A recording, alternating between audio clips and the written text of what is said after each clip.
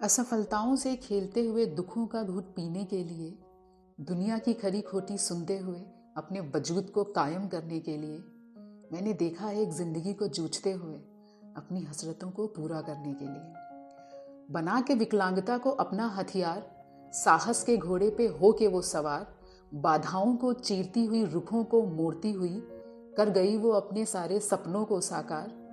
जी गई वो मौत के बाद की भी जिंदगी को, देके असहाय और ज़रूरतमंदों को रोज़गार। मैंने देखा है एक ज़िंदगी को जूझते हुए अपनी हसरतों को पूरा करने के लिए। जी हाँ, आज मैं लेखनी बहुत बहुत स्वागत करती हूँ आपका ओ बनिया चैनल पे, जहाँ मैं आज आपको एक ऐसी नारी के बारे में बताना चाहती हूँ जिनका कहना है कि असफलता ही सफलता का मार्ग प्रशस्त करती है। सीए सांत्वना अर्स, जिन्होंने खुद को कभी कमज़ोर नहीं समझा और मुश्किलों का डट कर सामना किया। सांत्वना अर्स, जिन्हें स्पाइनल मस्कुलर एस्ट्रोफी नाम की बीमारी थी, जिसकी वजह से उनका आधे से ज़्यादा शरीर काम नहीं करता था, पर फिर भी उन्होंने कभी हार नहीं मानी और अपने जीवन को सार्थक बना के चली गईं। स्कूल के समय से ही उन्हें रिजेक्शन मिलने लगे। उनकी विकलांगता की वजह से कोई भी स्कूल उन्हें एडमिशन नहीं देता था।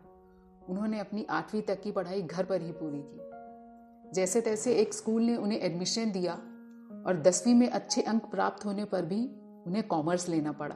वे डॉक्टर बनना चाहती थी ताकि अपने जैसे लोगों का इलाज कर पाएं, पर साइंस लैब में अपनी विकलांगता की वजह से ना जा पाने के कारण वे चार्टेड अकाउंटेंट के प्रोफेशन में चली गईं। पर उसमें भी लगातार 3 घंटे एक ही पोजीशन में बैठना उनके लिए नामुमकिन था, पर फिर भी वो आत्मनिर्भर बनना चाहती थी।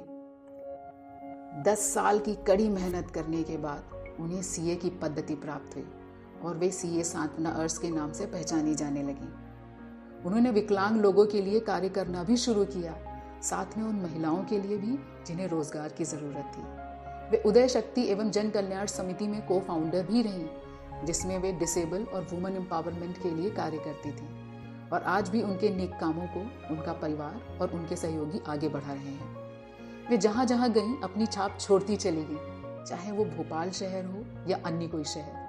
वो आज हम सबके बीच मौजूद नहीं है, पर हम सबके दिलों में हमेशा जिंदा रहेंगी एक सशक्त नारी का उदाहरण बनके, और अपने कार्यों से हम सबको प्रेरित करती रहेंगी।